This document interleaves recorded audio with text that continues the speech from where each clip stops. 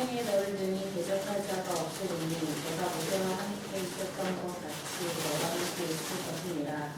내가 너를 떠나지 아니하며 버리지 아니하리니 강하고 담대하라. 너는 내가 그들의 조상에게 맹세하여 그들에게 주리라 한 땅을 이 백성에게 차지하게 하리라. 오직 강하고 극히 담대하여 나의 종 모세가 내게 명령한 그 율법을 다 지켜 행하고 우로나 좌우나 치우치지 말고 그리하면 어디로 가든지 형통하리니 이 율법책을 내 입에서 떠나게 하지 말며 주야로 그것을 묵상하여 그 안에 기록된 대로 다 지켜 행하라. 그리하면 내 길이 평탄하게 될 것이며 내가 형통하리라.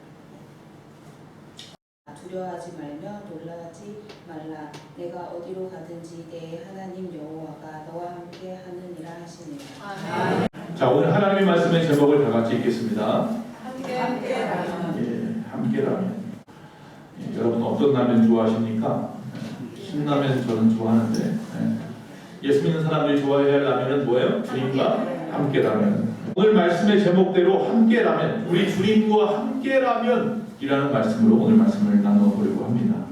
성경에 보면 수많은 인물이 나옵니다. 맨 처음에 나오는 인물이 아담부터 시작하여서 마지막 요한계시록에 가면 또 요한까지 많은 인물들이 나옵니다. 특별히 그 중에 보면 악한 악인도 있고 하나님 앞에 귀하게 쓰인 의인도 있습니다. 여러분은 어떤 인물을 여러분 존경합니까? 제가 가끔가다 물어보는 것 같아요. 그럼 여러분 답이 없어요. 제가 분명히 인물이라고 했는데 하나님, 예수님 이러는 분도 있는데 인물이라고 말합니다. 성경에 나와 있는 인물 중에서 여러분들이 존경하는 인물들은 누구입니까? 답이 나올 때까지 말 안 합니다. 다니엘도 여호수아. 이게 참 말씀을 전하다 보면요, 답이 있는데 답을 못하는 분들이 많이 있어요. 그냥 쉽게 얘기하면 돼요. 꼭 여호수아뿐만 아니라 성경 보면 뭐 다윗도 나오고 모세도 나오고 뭐 여러 많은 인물들이 나옵니다. 근데 이 많은 인물들 중에서 특별히 하나님 앞에 쓰임받는 이 사람들의 특징은 뭐냐면 다 한결같이 하나님과 함께한 사람이라는 거고, 하나님은 그들을 평가할 때에 나의 친구라고도 평가하시고 나와 마음이 합한 자라고도 평가하시고 나와 동행하는 자라고 평가하시기도 합니다. 제가 항상 말씀드리잖아요. 성경에 나와 있는 많은 인물들이 자신의 이력서를 썼을 때 가장 맨 위에다 써야 하는 이력서 내용이 뭐라고요? 하나님과 함께하는 자. 그러니까 저와 여러분이 이 땅에서 뭘 배웠든지, 무슨 권력을 가졌고 무슨 어떤 높은 자리에 있었든지 그건 중요하지 않아요. 정말로 하늘 날아갈 때 제일 먼저 위에다 써야 할 이름은 주님과 함께한 자예요. 주님과 동행하는 자가 되어야 될 줄로 믿습니다. 자, 그래서 하나님과 함께 하려면, 우리 주님과 함께 하려면요, 먼저 전제 조건이 하나 있는데 그건 뭐냐면요, 내 자신의 모든 것을 다 비워내야 한다. 내 안에 거짓된 것, 죄악된 것, 더러운 것들이 오물이 가득하면 어떻게 하나님을 모셔드릴 수 있겠습니까? 여러분이 집에다가 하물며 친구를 모셔도, 친구를 초대해도 집을 갖다 열심히 청소하는 것과 같이 말이죠. 우리가 주님을 모시고 살아가려고 한다면 이전에 내 안에 있는 모든 더러웠던 것들을 다 깨끗이 치워버려야 하는, 청소하는 비움의 시간이 필요합니다. 미가서 3장 8절에 보면 오직 나는 여호와의 신으로 말미암아 권능과 공의와 재능으로 체험을 얻고 그랬습니다. 자, 이 선지자는 하나님과 함께하고 싶었어요. 그래서 내 모든 죄악된 것들을 다 내어보내고, 그리고 그 자리에다가 하나님이 주시는 권능과 공의와 재능으로 체험을 얻어서 그 힘으로 주의 일을 하고 싶다라고 솔직하게 고백하고 있는 것을 보게 됩니다. 여러분, 비우는 이유가 뭡니까? 채우기 위해서 비우는 겁니다. 세상에 뭐 불교나 도교나 뭐 명상가나 뉴에이지 사상이나 많은 것들도 똑같이 이야기합니다. 우리도 비운다. 우리도 열심히 명상해서 비우고 우리도 득도해서 비운다. 예, 비워야죠. 세상에 더러운 것들을 다, 분주한 것들, 복잡한 것들, 어지러운 것, 소란스러운 거 다 비워버려야죠. 그런데 그들은 비우는 데에 목적이 있습니다. 비우면 행복한 줄 알아요. 여러분, 우리는 비우기 위해서 비우는 것이 아닙니다. 채우기 위해서 비우는 줄로 믿습니다. 아멘. 이 자리의 빈 공간에 하나님으로 채우기 위해서 우리는 비우는 겁니다. 아멘. 하나님의 것으로 채우기 위한 전 단계가 뭐라고요? 비우는 것. 하나님으로 채워지는 것이 비움의 궁극적인 목적. 그래서 하나님으로 채워질 때 비로소 우리는 진정한 행복을 경험할 것입니다. 진정한 만족과 자유함을 경험하게 될 줄로 믿습니다. 여러분 자녀들이 있습니다. 또 어렸을 때 여러분의 자녀들이 어렸을 때 한번 생각해 보십시오. 장난감 좋아할 나이 때 한참 어렸을 때에 그 아이들 데리고 마트나 장난감 가게에 가서 장난감을 고르게 하면 그 장난감을 짚고 어떻게 합니까? 계산대에 와서 계산을 할 때 딱 줘야 되는데 안 줍니다. 뭐라고 생각하는 거예요? 뺏긴다고 생각하는 거예요. 아 내가 기껏 얻었는데 왜 뺏으려고 해? 그래서 직원이 잠깐만 줘 그래도 안 줍니다. 우리 아들이 그랬어요. 어렸을 때 너무 심했어요. 장난감 사는 걸 그렇게 좋아했는데 사기만 하면 절대 놓지 않았던. 그런데 막상 가지고 가면 일주일도 못 갖고 놀고 집에서 어디다 놨는지도 몰라요. 핑계처럼. 일주일을 못 넘어가 그거 가지고 노는 날. 그런데도 그걸 갖다 얻었을 때에 놓지 않으려고 꽉 쥐고 있다는 말이죠. 근데 우리는 이제 나이가 점점 들면서 자기가 한 초등학교 들어갈 때쯤 되니까 이제는 자연스럽게 뭐예요? 계산대에다 자기가 가서 올려줘요. 왜? 올려놓고 거기서 계산을 해야 비로소 내 것이 된다는 것을 알게 된 거예요. 그때서야 그것을 인식을 하게 된 거죠.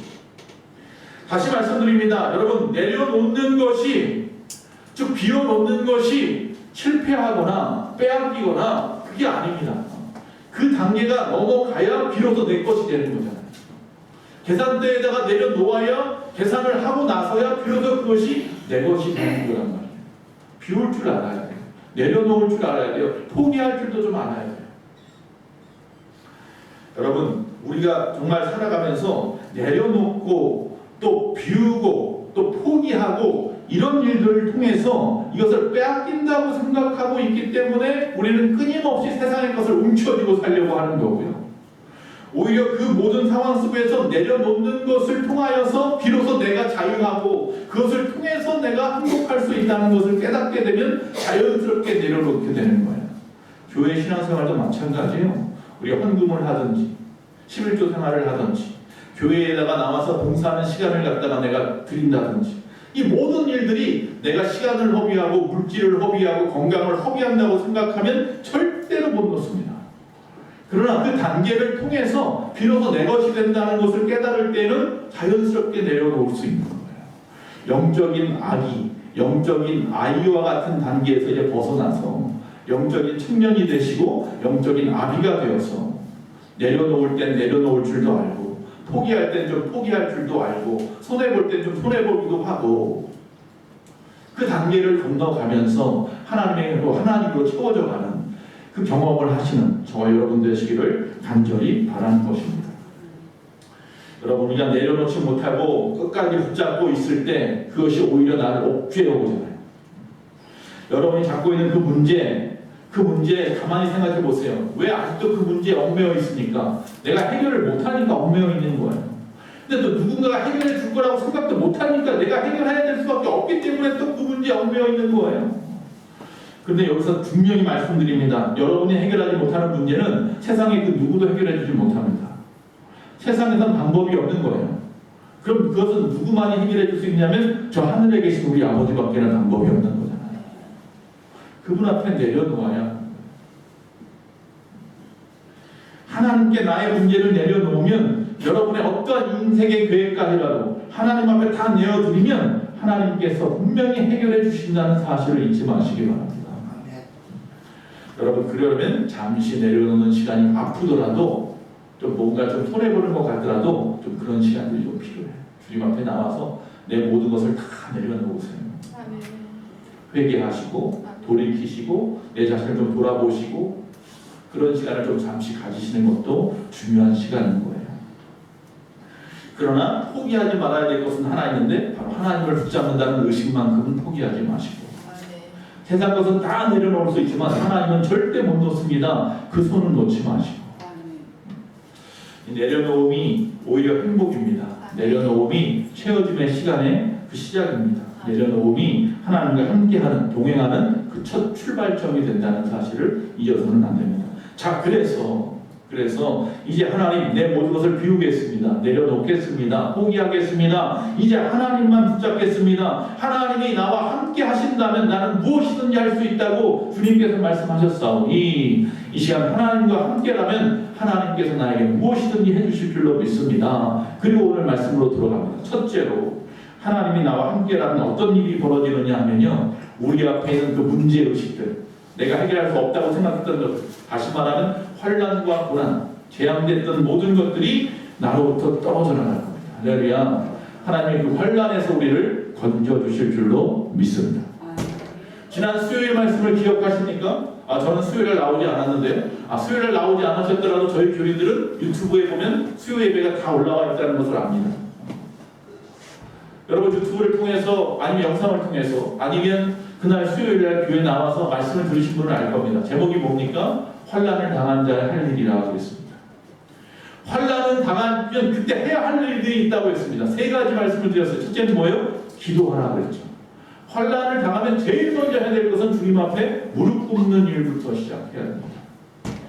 이 기도는 지난 금요일날 중보기도에 또 나오신 분들은 압니다. 기도에 대한 이야기를 하면서 기도는 하나님의 명령입니다. 해도 되고 안 해도 되는 게 아닙니다. 기도는 그러나 약속이 있는 축복이란 말이에요. 그래서 하는 거예요. 또 기도는 우리가 성령 충만 받는 방법입니다. 또 성경은 기도 쉬는 것을 죄라고 말하고 있습니다. 또 우리가 시험에 들지 않게 깨어서 기도하라고 예수님께서 우리에게 당부하셨습니다. 그리고 우리가 성결한 삶, 성화의 길로 가는 길이 기도 안에 있습니다. 또 우리가 경건에 이르는 연습을 한다 하면 기도하는 것은 당연한 사람의 모습입니다. 그리고 바로 환난을 극복하는 길이 뭐라고요? 기도라고 말씀을 했습니다. 여러분, 기도, 즉 환난을 당한 자가 해야 할 첫 번째 일이 기도입니다. 두 번째는 뭐라고 했습니까? 입조심하라고 했습니다. 말조심하라고 했습니다. 한 번 내뱉은 것은 주워 담을 수 없기 때문입니다. 하나님은 하실 수 있습니다. 그런데 우리의 입술로 하나님이 하실 수 있을까? 이게 해결이 될까? 입으로 부정하고 긍정하지 못합니다. 하나님의 능력을 제한합니다. 또 입술을 통해서 그 어려운 상황 속에서 하나님 바라보기도 바쁜데 남을 원망하고 탓하고 죄악 가운데서 죄를 짓습니다. 입 조심해야 됩니다. 그리고 세 번째 뭐라고요? 책망받을 일은 책망받는 일에 달게 받으라고 했습니다. 여러분, 어떤 문제가 있을 때 그 문제에 대해서 책망받는 일이 오히려 그 일을 해결할 수 있는 귀한 이유일 수 있습니다. 분명히 길이 있어요. 회개하고 이 잘못한 이 일들을 이렇게 해결하면 돼. 근데 그건 하고 싶지 않아요. 그러니까 듣고 싶지 않은 거예요. 귀 딱 막아버리고 내가 듣고 싶은 이야기만 듣고 싶은 거예요. 교회에서 맨날 어떻게 듣고 싶은 이야기만 할 수 있겠습니까? 예수 믿었으니까 축복받습니다. 복받습니다. 잘 될 겁니다. 맨날 그런 이야기만 할 수는 없습니다. 왜? 비틀어져 있는데요. 거꾸로 되어 있는데요. 잘못되어져 있는데요. 책망할 건 책망해야 되거든요. 강단에서 책망할 수밖에 없어요. 그걸 아멘으로 받아들이고 꿀꺽 삼킬 수 있어야 됩니다. 할렐루야. 네. 그때 비로소 길이 보이거든요. 어려운 문제에 눈이 가려가지고 좋은 이야기만 듣고 싶고 위로만 받으려고 하면 안 된다는 거예요. 책망받는 것을 발견하라. 다윗이 책망받았을 때, 나단 선지자한테 책망받았을 때 밤새도록 회개하고 돌쳤던 것처럼 그 준비가 되어 있어야 된다라는 이야기였습니다. 자, 다시 또 오늘 말씀으로 돌아옵니다. 자, 하나님이 함께 하시면 첫 번째, 그래서 바로 이 환난에서 우리를 건져 주시는 것입니다. 물론 이 세상에 살아가다 보면 예수 믿는다고 해서 환난이 없을까요? 아니요. 예수 믿어도 고난이 있습니다. 오히려 예수 믿는다는 것 때문에 더 많은 고난 가운데 있는 사람들도 우리 주변에 많이 있습니다. 예수님 때문에 목숨을 잃는 사람도 있습니다. 예수님 때문에 온 가족이 파탄난 사람도 있습니다. 아니, 예수님 때문에 잘 되어야 되는데 왜 예수님 때문에 어려움을 당합니까? 거기에 두 가지 이유가 있을 겁니다. 즉 예수님 때문이라고 하는 부분이라는 것은 거기에 뭐가 있는 거예요? 하나님의 뜻이 있는 거고요. 혹시 내 잘못이라고 한다면 그것은 하나님의 역시 마찬가지 뜻이 있겠지만 내가 돌이켜야 하는 부분이 있는 거예요. 이 환난이 나의 실수이거나 나의 죄 때문이라면 회개하고 돌이키면 돼요. 이 환난이 내가 알 수 없는 뜻이 있다고 생각한다면 하나님은 뭐라고요? 무릎부터 꿇으라고. 거기에 뭐가 있다? 하나님의 뜻이 있는 거예요. 그래서 고난을 통해서 첫째로 하나님은요, 나의 자아를 깨뜨리려고 하십니다. 내 교만함과 내 아집과 고집, 이걸 깨뜨리려는 하나님의 뜻이 있을 수 있어요. 비로소 환란이 와봐야 승승장구하던 사람들이, 교만하던 사람들이 그제서야 나도 실수할 수 있구나, 나도 실패할 수 있구나, 나도 연약한 부분이 있구나 깨닫는다는 거예요.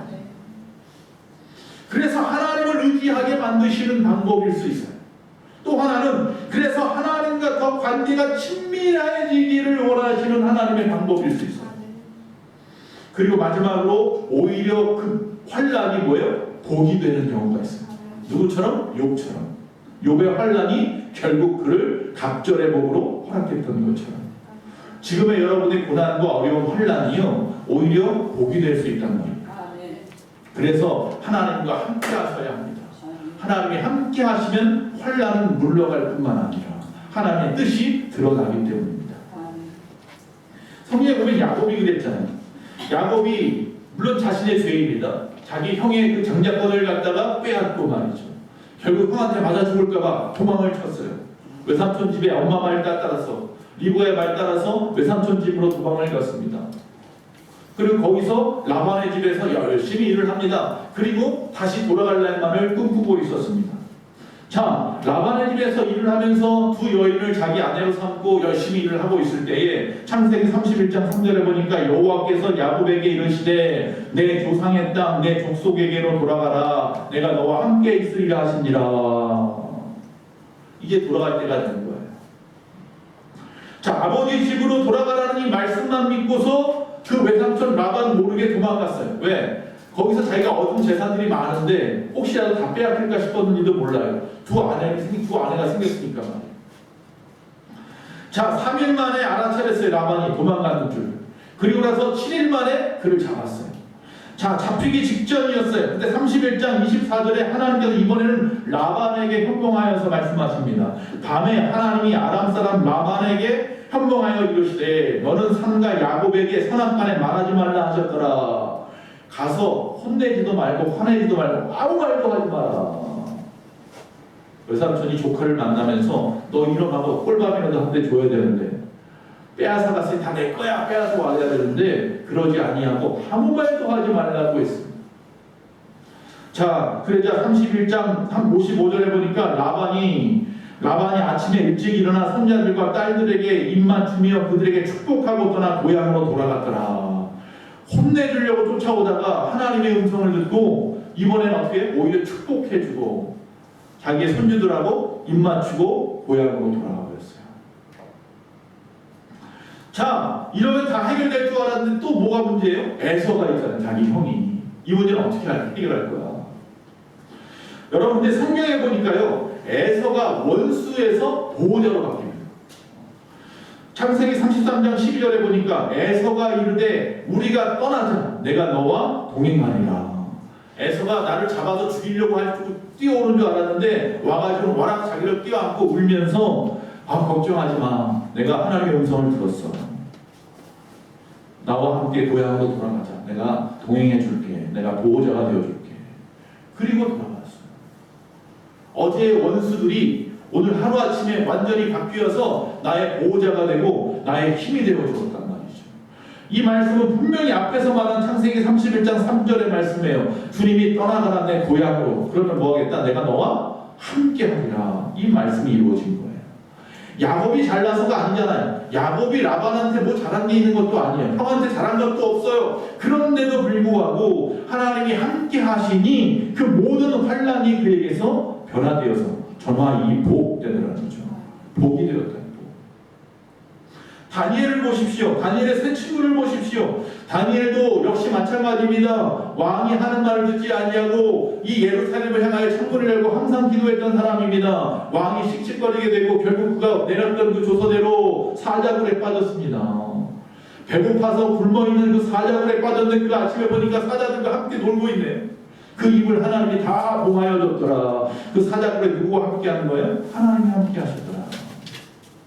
다니엘의 세 친구 사드락과 메삭과 아베느고는 어땠습니까? 역시 마찬가지로 그 이유 때문에 결국 금심상에 절하지 아니한 그 이유 때문에 큰 목불에 그 뜨거운 용광로에 들어가게 되었는데 멀리서 바라보니까 희미하게 보이는 그 그림자가 세 사람이 아니라 몇 사람이더라? 네 사람이더라. 누군가가 함께 그 불에 들어가더라. 그리고 그가 나왔는데 옷자락 하나도 상하지 않았더라. 주님이 그곳에 함께 하셨더라. 할렐루야. 주님이 함께 하시면 어떤 환난에서도 건져지더라. 엘리사도 그랬습니다.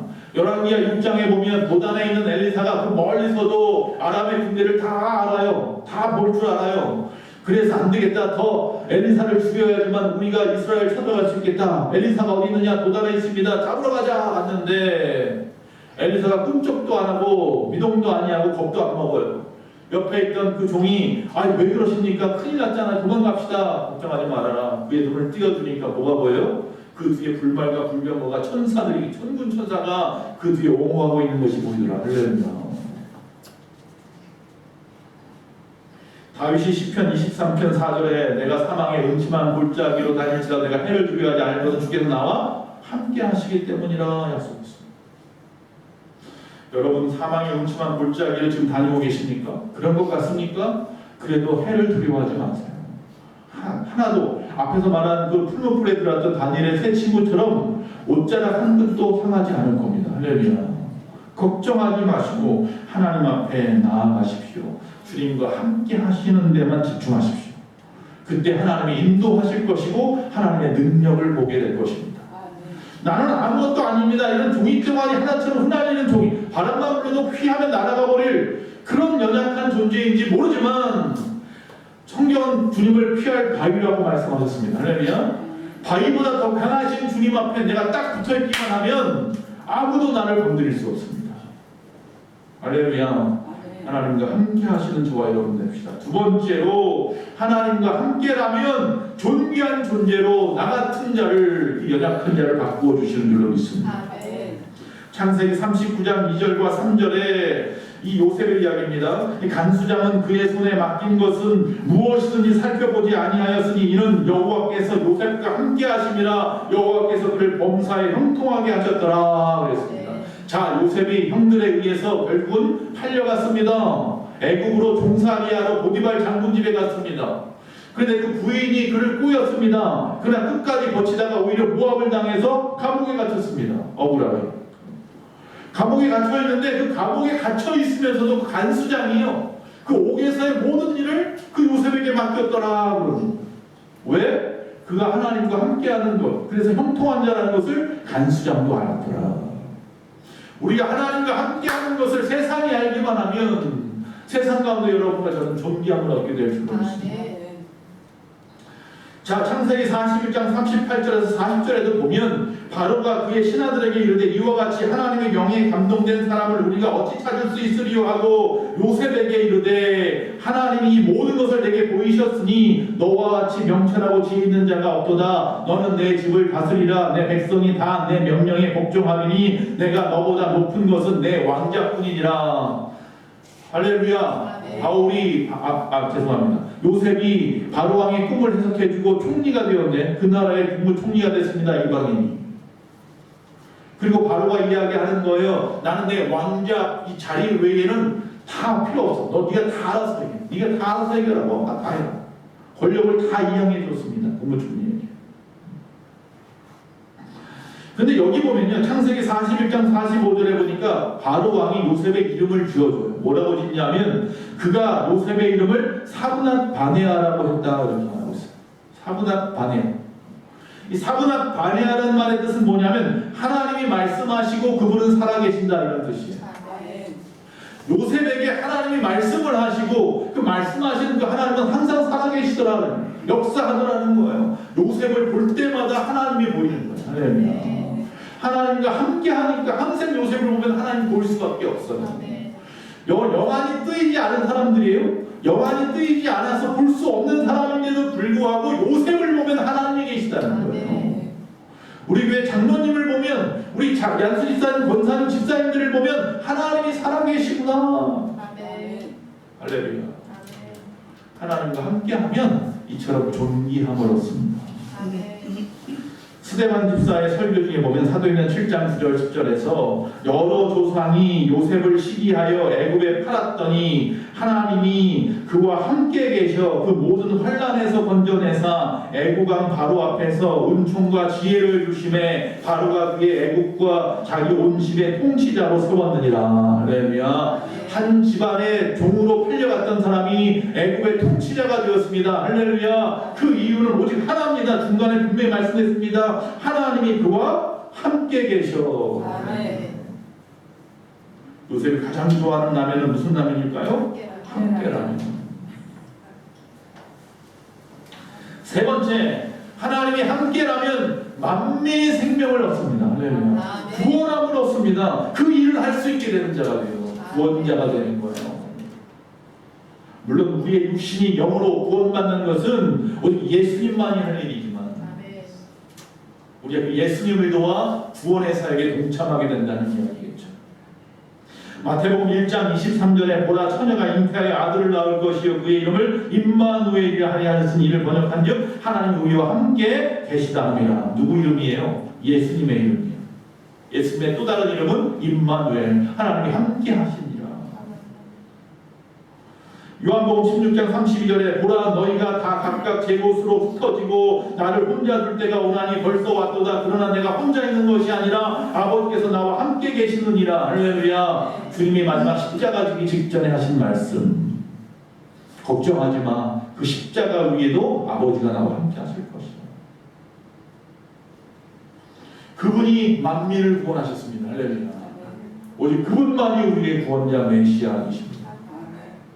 그런데 온 천하 만민을 구원할 이름은 예수 그리스도밖에 없지만 한 가정을 구하기도 하고 한 사람을 구하기도 하고 한 나라를 구하기도 하는 사람들이 우리 주변에 많이 있단 말이죠. 성경에 보면 많이 있는데 바로 오늘 말씀 제가 계속해서 이야기했던 요셉이 그랬잖아요. 창세기 50장 20절에 당신들은 나를 해하려 하였으나 자기 형제들이죠. 하나님은 그것을 선으로 바꾸사 오늘과 같이 많은 백성의 생명을 구원하게 하시려 하셨나니. 할렐루야. 내가 바로 왕의 집에까지, 다시 말하면 보디발 장군에게 팔려가고 감옥에 갇히고 바로 왕에게 의해서 또 그날의 국무총리가 되고 이 모든 상황 속에선 여러분이 나를 갖다 팔아서 죽이려 했기 때문이긴 한데 결국 그 순간부터 하나님이 나와 함께 하셔서 오히려 나를 통하여 내 민족을 구원하게 하시는 하나님의 방법이었다 고백하는 거죠. 모세가 그 민족을 애굽에서 구원해냈습니다. 이것도 역시 하나님이 함께 했기 때문에 가능한 일이었습니다. 출애굽기 3장 12절에 하나님이 이르시되 내가 반드시 너와 함께 있으리라. 내가 그 백성을 애굽에서 인도하여 낸 후에 너희가 이 산에서 하나님을 섬기리니 이것이 내가 너를 보낸 증거니라. 네. 앞에서 우리 기도하신 것처럼 나이 80이 된 모세가 자기 민족을 이끌고 나올 수 있었던 것은 그의 힘이 아니라 하나님이 함께 하신다는 이 약속 때문이었던 거예요. 그 약속이 60만, 장정만 60만, 온 백성 합치면 200만이 넘는 300만 가까운 사람의 인생을 구원해내는 역사가 일어났다는 거예요. 여러분, 이와 마찬가지로 우리가 주님과 함께라면요, 여러분 생명 살리는 일을 할 수 있습니다. 하나님이 우리와 함께 하시는 이유가 바로 그 사명입니다. 죽어가는 백성들을 향하여 복음을 전하라는 그 사명을 위해서 우리와 함께 하시는 거예요. 그래서 마지막으로 하나님이 함께라면 어디 가든지 승리할 줄로 믿습니다. 이제 드디어 오늘 본문 말씀에 나온 여호수아가 나옵니다. 자, 모세가 하나님이 부르셨습니다. 이제 여호수아가 자기 민족을 이끌고 가나안에 들어가야 해요. 여호수아는 모세가 홍해를 가르고 나온 것처럼 역시 마찬가지로 요단강도 가르고 들어가서 그 자리에다가 우리를 갖다가 안착시켜 줄 줄 알았어요. 그런데 하나님은 여기까지 됩니다. 아직 요단강도 안 갈랐는데 여기서 끝이라고 하면서 모세를 데려갑니다. 여호수아 입장에서는 얼마나 힘들었겠어요. 그는 그냥 모세가 싸우자 하면 싸웠고 그냥 승리했던 사람이었던 것뿐이에요. 즉 시키는 건 잘해. 근데 자기가 리더가 될 만한 깜냥은 안 된다고 생각했던 거예요. 그런데 모세를 하나님이 불러가 얼마나 두렵고 떨렸겠습니까? 그런 모세에게 하나님이 하시는 말씀이 바로 여호수아서 1장이에요. 5절과 9절 말씀이에요. 우리 한번 읽어보겠습니다. 5절입니다. 내 평생에 너를 능히 대적할 자가 없으리니 내가 모세와 함께 있었던 것 같이 너와 함께 있을 것임이라. 내가 너를 떠나지 아니하며 버리지 아니하리니. 할렐루야. 앞에서 출애굽기 말씀 1장 3절 말씀 기억하시니까 조금 전에 읽었지요. 모세를 향하여 주님께서 내가 너와 함께 하리니 이 민족을 구원하리라 약속했잖아요. 똑같은 말씀을 하고 있습니다. 여호수아에게도 말씀합니다. 내가 너와 함께 있을 것임이라. 내가 너를 떠나지 아니하리고 버리지 아니하리라. 할렐루야.